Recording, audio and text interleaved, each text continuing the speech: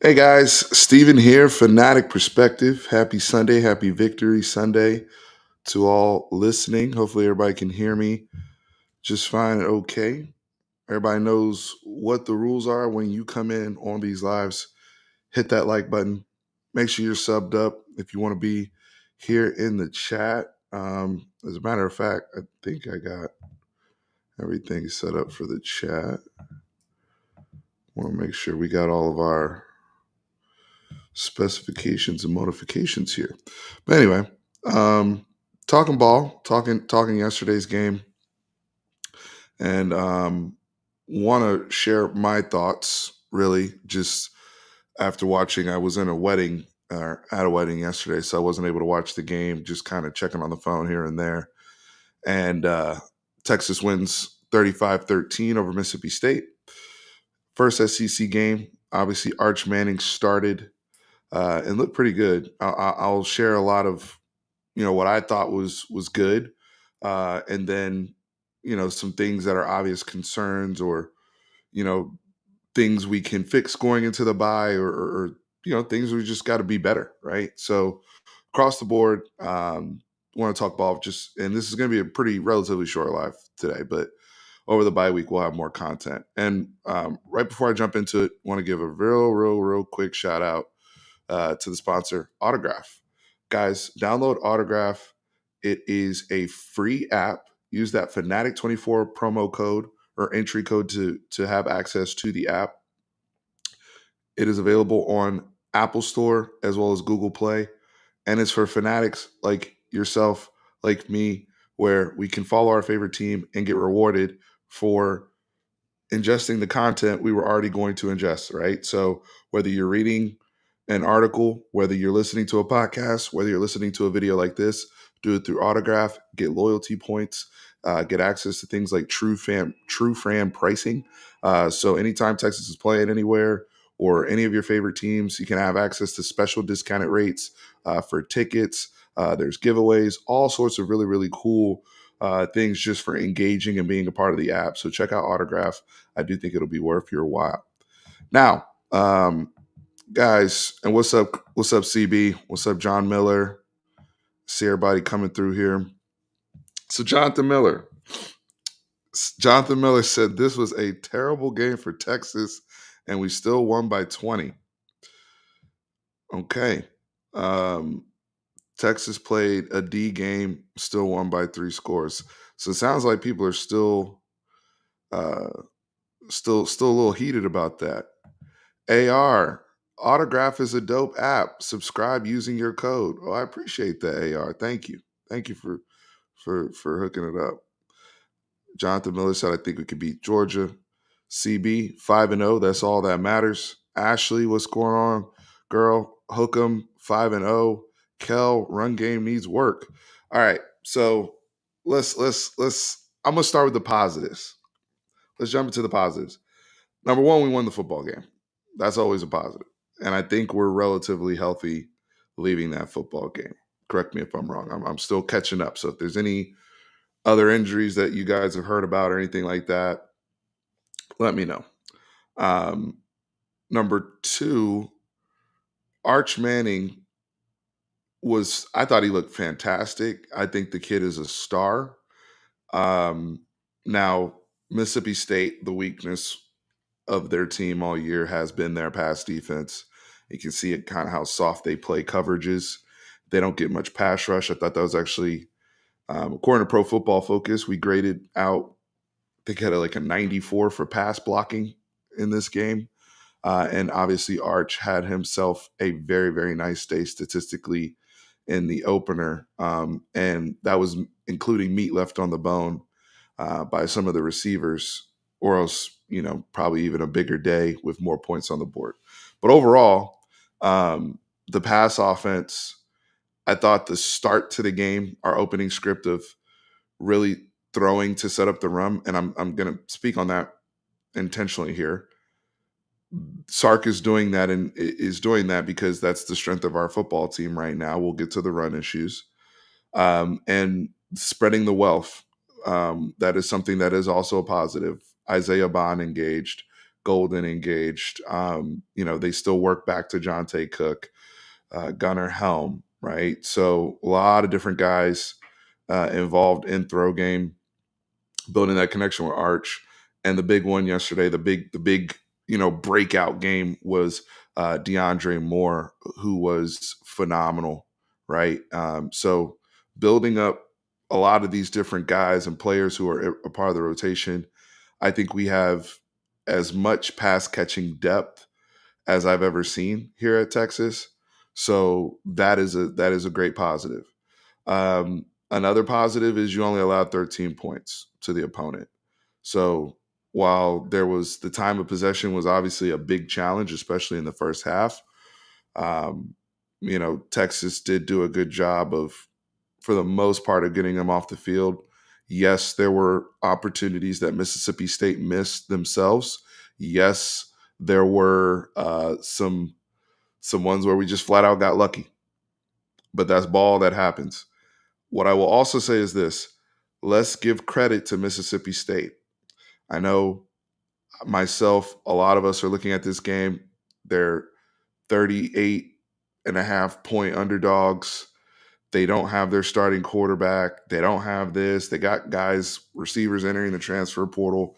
But they came in, Mississippi State, from what I saw in the film, they played very hard, right? And not only did they play hard, but they played with an intention of trying to possess the football and not allowing Texas to get into any type of rhythm, right? And what ended up happening, felt like, was Mississippi State offensive line in particular, they seem to get into a little bit of a rhythm in their own game. So that's a concern for me that we'll address here. But I give credit to Jeff Lebby and them in their game plan to at least help them sustain in the game. But our talent, Colin Simmons, let's go ahead and give him, Colin Simmons, Vernon Broughton.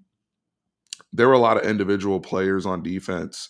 Anthony Hill, who made some really, really gigantic plays and just created the margin, right? They just completely, even though Mississippi State, like Brandon said here, exactly, Brandon sees it, they were trying to shrink the game, right? They're trying to reduce everything and make it more tighter so that Texas presses a little bit.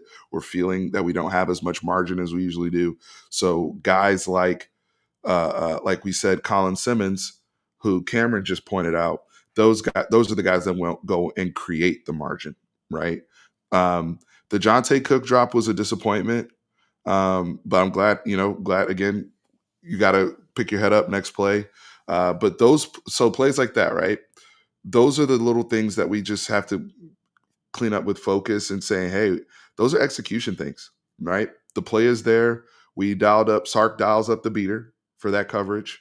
Arc hits, our Arch puts that football in the breadbasket. Jonte just didn't walk that ball in. That's a walk-in touchdown, right? And with him starting to get more opportunities, Jonte got media availability this week, by the way. Kid has a beautiful smile, really great energy. We love what he brings from DeSoto. And, a lot of us are really rooting for him to thrive here at Texas. He knows he has to make that catch, right? And some of these things, I rather us get it worked out now against Mississippi State.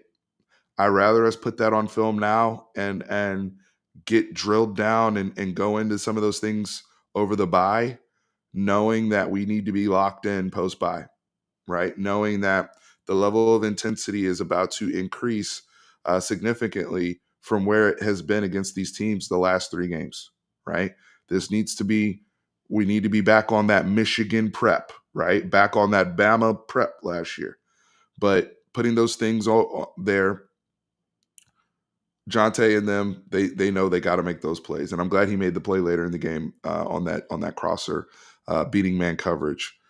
The other thing too, though, is that play impacted the defense because that's a margin breaker.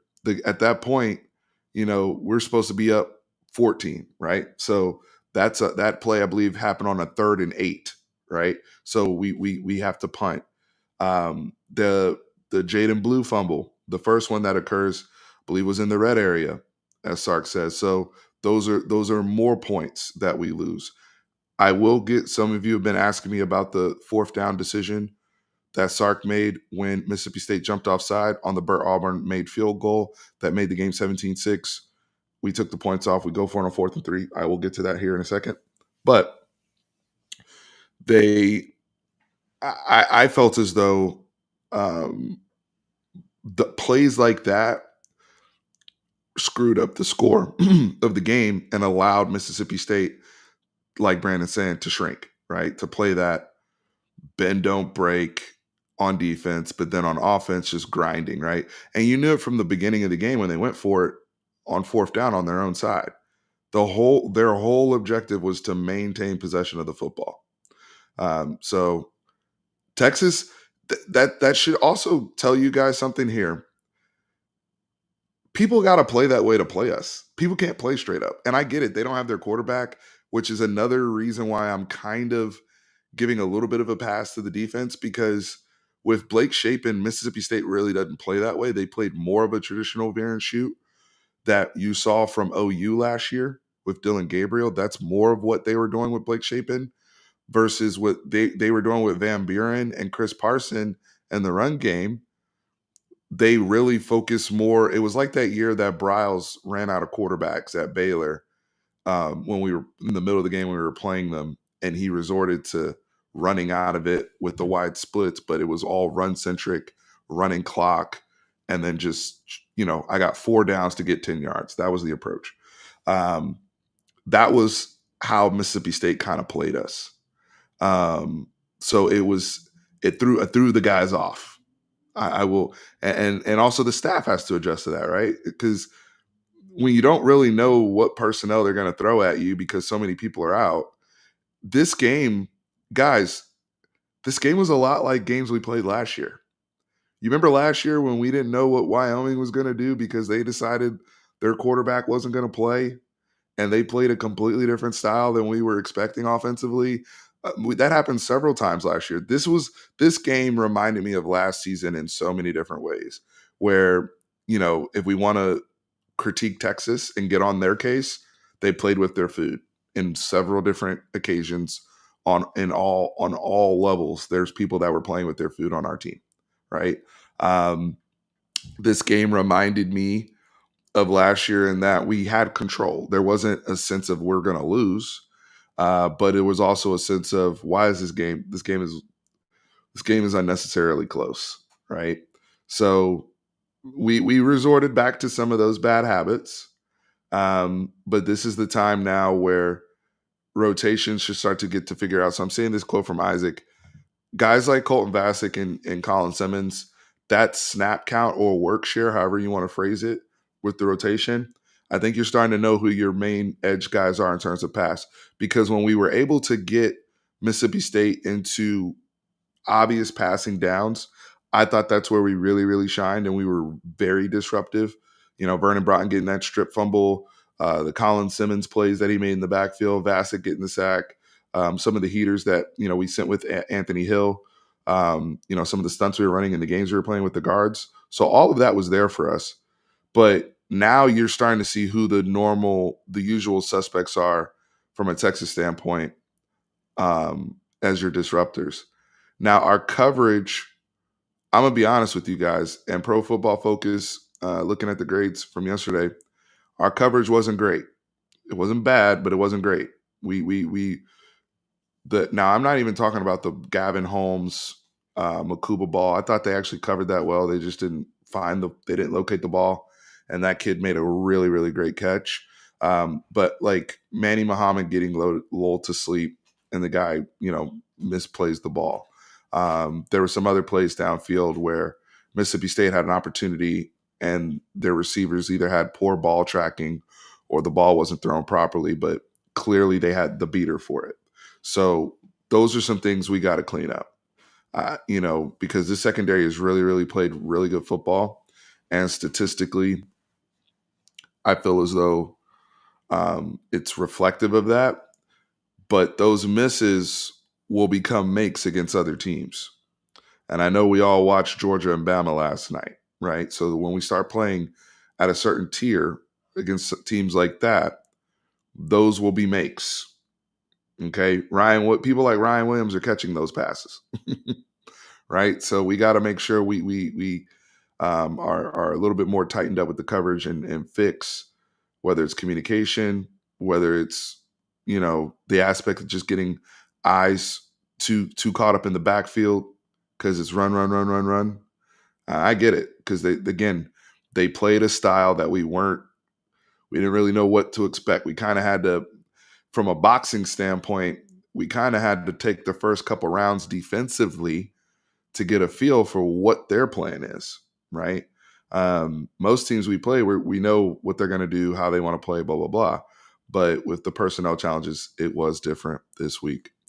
Quentin, I agree. You can't play perfect ball every week. So now I will say the energy coming out was still good. I don't think Texas was sleepwalking. I didn't get that sense. I thought guys were still flying around, trying to make plays.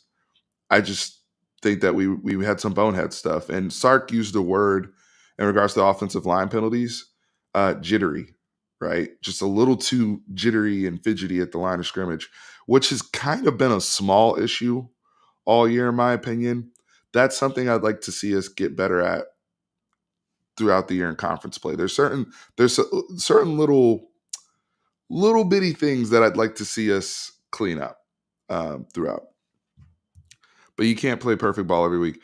Look, go look at Ole Miss, Kentucky. Go look at some of the games in the SEC. We will.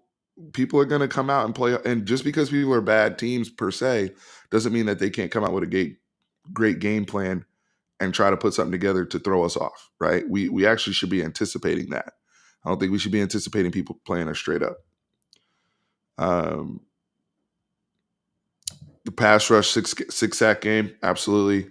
Pass rush was much better. And when you get margin and you're forcing people into pass only situations, that's where those edge rusher guys will be rewarded statistically and really get to go hunt.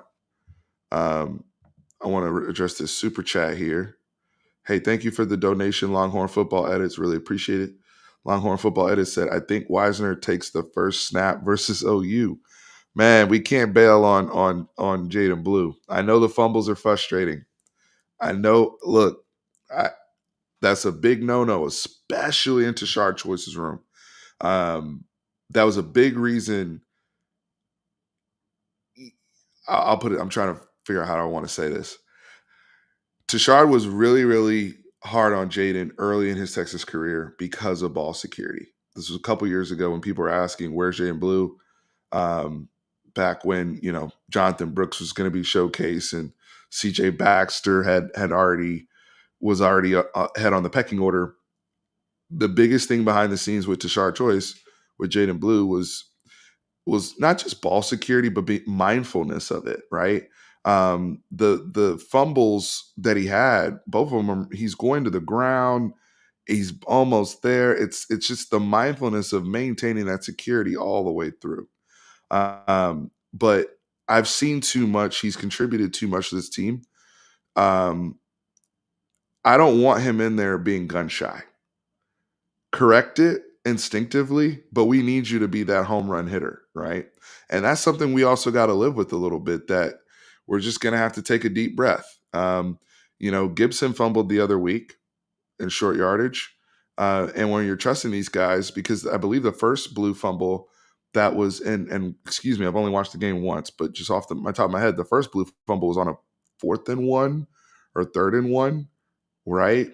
So those situation guys, you hear me use the term all the time, dirty yards.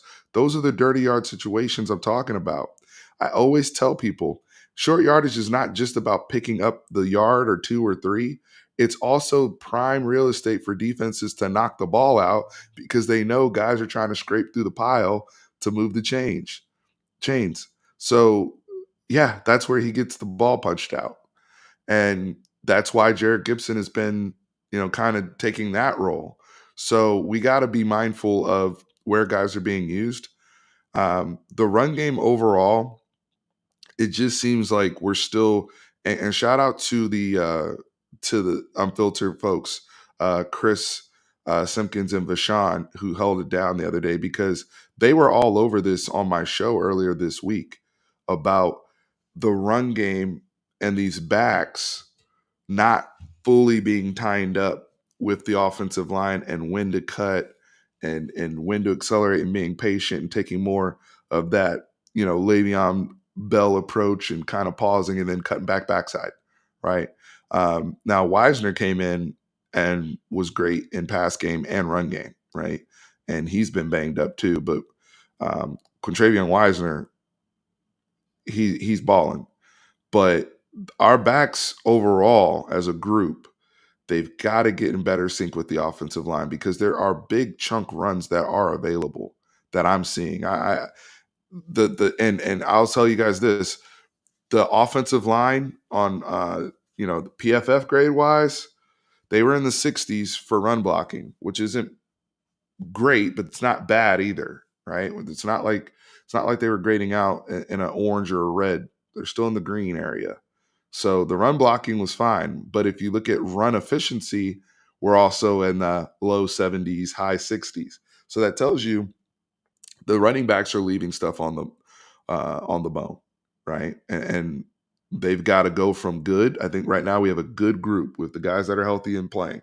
They've got to go from good to getting better each and every week. And I think this game for Jaden Blue, obviously, it's a setback. I want to get him going against OU. I don't want to take him out and signal to him that I've lost confidence in you. I've lost faith in you. I think that sends the wrong mental message, especially to a player like him. You want him thinking next play. Same thing with the quarterback, right? Arch had 2 turnovers last week, and he was unfazed by that. That was one thing I wanted to also talk about. No turnovers for Arch, better timing. I thought he made smarter decisions with the football when plays weren't necessarily there. He wasn't perfect either, but he was a lot better. Like, Sark didn't say, "Oh, you threw some picks last week, so I'm going to take the football out your hands." We didn't do that either. So just be mindful of that. He deserves. He's earned a get back game. Now, if this is something that is a recurring issue week over week, where it's like, damn man, every time we give you the ball around goal line or in any critical situation, you're putting the ball on the carpet. Then yeah, we gotta adjust the player and replace and put people out there that are going to protect the football. Let me catch up with the chat here. Blue needs a get back game. Absolutely, I agree. I want to make sure I'm not missing anything.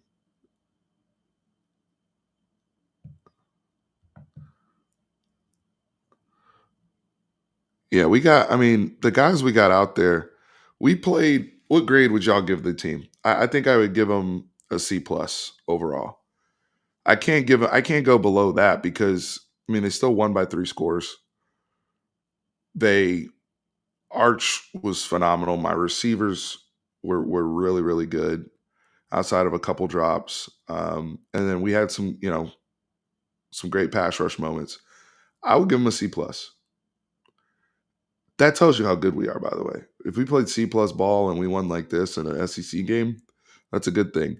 I will also say this: the decision that Sark made. Let's address that, because somebody asked me about talking about the 4th down, taking points off the board. If we are playing OU, Georgia, let's say it's the SEC championship game, and we're playing Bama or whoever, Sark needs to keep the 3 points on the board. I think Sark knew he's playing Mississippi State, and at that point in the game, he didn't even have margin yet. I believe it was only 14-6, so it was still a 1-score game. But I think feel and game flow for him was, I.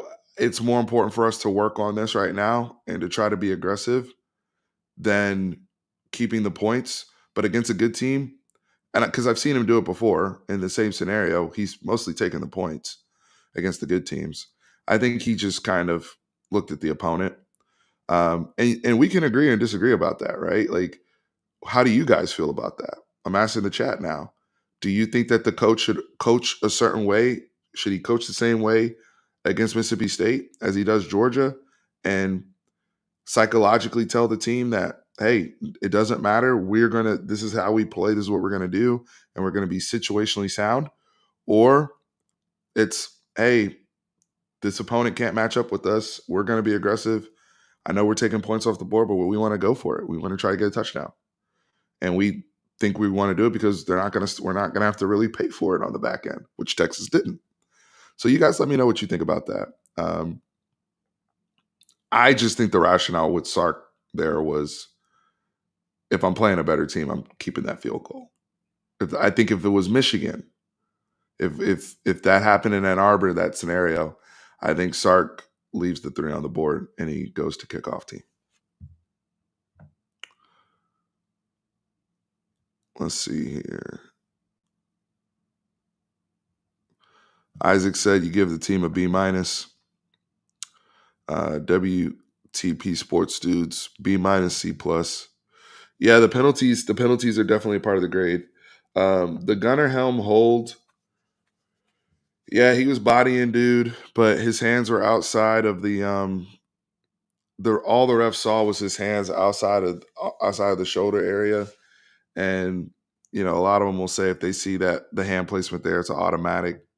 But he was bodying dude. It was nitpicky, but the hand placement is what caused that. O-line pass pro was outstanding. Yep. Very, very clean pockets. Those are probably the cleanest pockets we've had all year.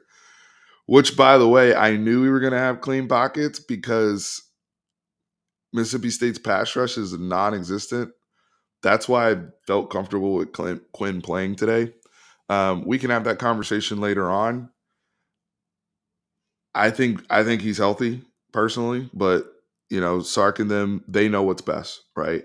Sark has forgotten more football than I know and many of us here. So I trust his discernment in making those decisions. I think the school and the way that everything has been reported, whether it's Pete Thamel or some of these other local folks, they made it clear that Sark made the decision.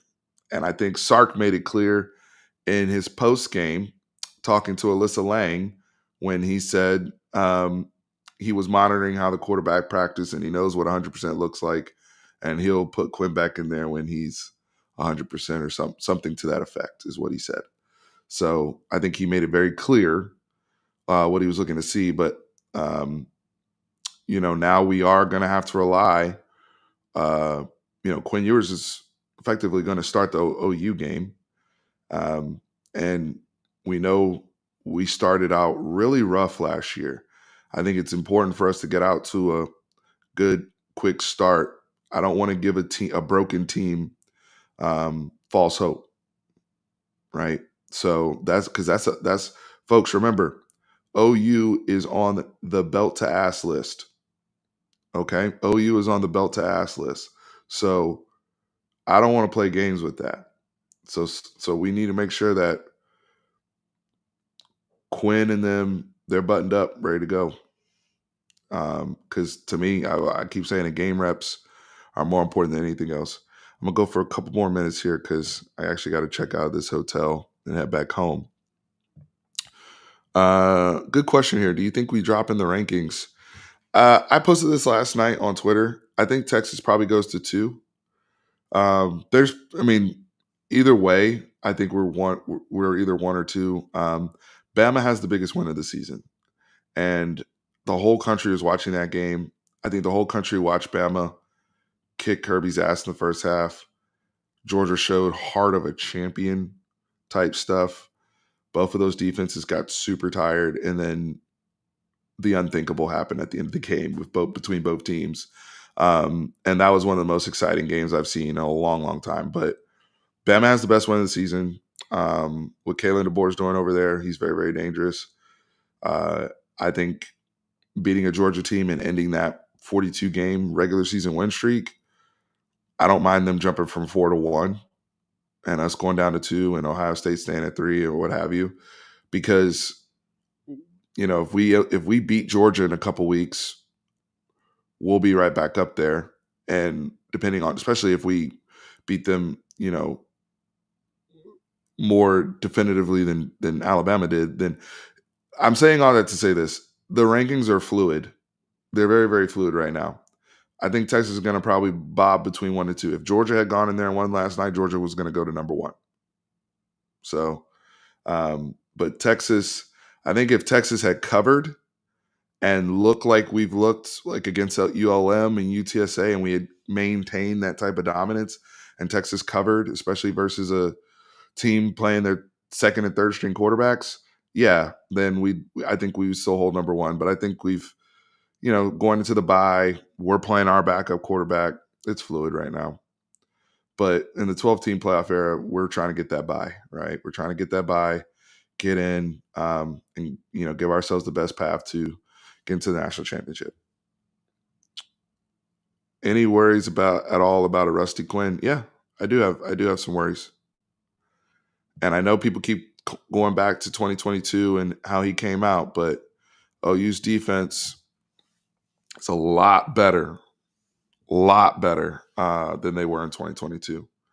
So it's not just going to be on Quinn; it's going to be on the whole team to be sharp in Dallas, and I think they will.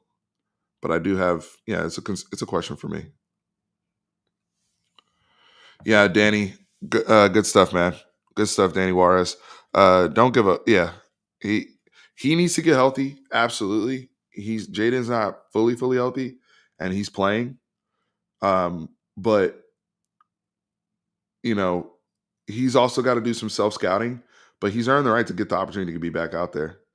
Now, if it becomes a recurring issue, then the staff will make the necessary adjustments. Even if Ryan Niblett has to play more or Jared Gibson starts taking even more of a workload, it is what it is. But for right now, he's earned the right to get out there and fix it. Completely agree, Danny.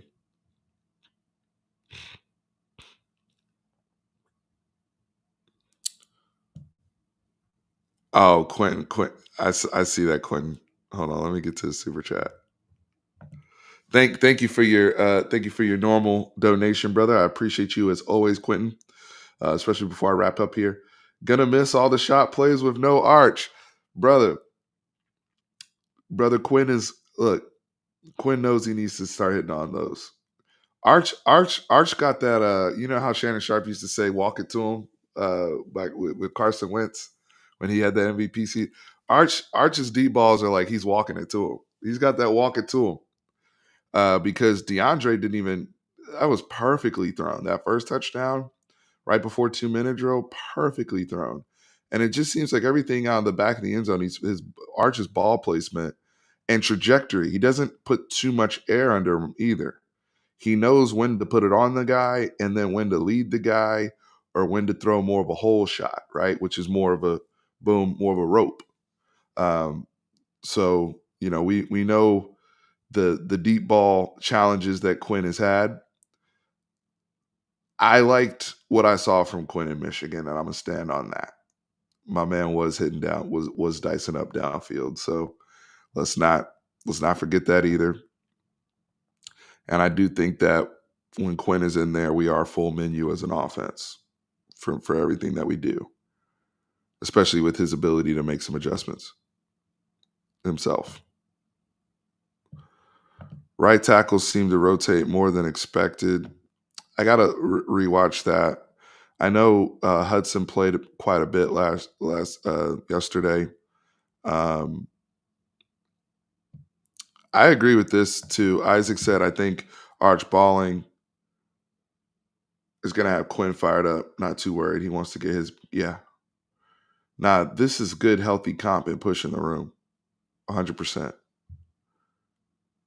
100%. Y'all think Alabama would do us like that? Appreciate this. Yep, y'all hit the like button. We're going to have some more shows this week. This is just my first kind of jump on here. No, Nick V, you're absolutely right, brother. Not bad for a guy that should have been a high 3-star. Mm-hmm. Man, Arch the next 2 years. What we're about to do to teams we're about to do some unholy things to some of these folks. I mean, with the Lord Jesus, especially with Lockett and French and them boys coming in, and the rapport he already has with his guys, and Wingo, who was quiet yesterday, but we are going to do some unholy things to some people over the next few years with Arch back there. It's going to be nasty work. Um, Now we can't give up possessions. I rather them get it out their system now. I rather them get it out their system now. We knew that there was going to be, and there's going to be games where we're going to be frustrated. They're not like Quentin said earlier. We're not going to play our best ball every week. I've said this before on this channel many times. There's going to be a couple games a year where you just come out and everything is on fire. You're just A plus. Your energy's already high, but you're flying around. Everything's on fire. And there's going to be a couple games a year where, for whatever reason, you're playing C plus ball. But what you want to do is those two games that may pop up. We've now had one of them. You want to make sure you come away with a win anyway. That's when you know your margin is good as a team. And then the rest of the games, the rest of the games kind of go as how you prepare and what you do expect. So that's how I've always seen ball kind of play out. That's kind of been my rule of thumb. Yesterday was a WTF C plus game, but that just shows you the growth of the program and the growth of the maturity of these kids too, of being able to pull that thing out with no drama at the end, nothing crazy, and getting into the bye week and getting healthy at 5-0. Folks, make sure you hit the like button, subscribe, whole bit. I can't wait. We're gonna have a lot of guests on over the next few weeks. We'll obviously have our Red River Showdown Bash with Chris and Seth and those guys, and let them take one last victory lap for their victory last year before we go back to our belt to ass list, which they are definitely on. And then we'll have some other stuff going on. So gonna be a fun couple weeks. We'll keep it spicy on here, even though we're not playing next week, which is going to be kind of sad watching football without Texas next week. But we'll figure out what to do with ourselves. And shout out to Autograph, official sponsor, Fanatic Perspective. Download the Autograph app on App Store as well as Google Play. So for all my Android folks that have been asking about it, Autograph is on there. Folks, it is a free app. Use that Fanatic24 promo code. It is entry to the app, invite only. That also helps this channel out. So you get on there and you use that app as a fanatic to do all the things and ingest all the sports content you were already going to do, right? Everything you were following about Texas, whether it's reading, listening, watching, what have you, do it on Autograph, get rewarded. They have something called True Fan Pricing on there where you get special discounted rates and tickets to your favorite teams. It's also cross sports, so NBA, WNBA playoffs, NFL, all sorts. They are adding more and more teams and communities to Autograph, as well as giveaways, prizes for those who accumulate a lot of points and turn those points into merch. All sorts of cool things that can happen. They've even done trips. They did trips for Michigan fans out to LA last year for the playoff game. So really, really cool company to be partnered up with. Shout out to Autograph. And shout out to you guys here in the chat. Y'all keep this thing going. I'm glad I got to catch up and talk with y'all before I make my travels today back to Texas. But a dub's a dub. Good to be 5-0. Let me know in the comments what you guys want to talk about this week in regards to this game and some other things you want to button up. If there's anything I missed, any particular players you guys want to hone in on or position groups for a little bit more of a deep dive, we will have time this week. We will not be doing our normal Bleacher Report show on Wednesday, Longhorn Weekly, because we are on a bye, but we will be back October 9th for that. So just FYI there. But yeah, we'll have a lot to discuss this week. I appreciate each and every one of you here in the chat. Remember, horns always up. Hook 'em.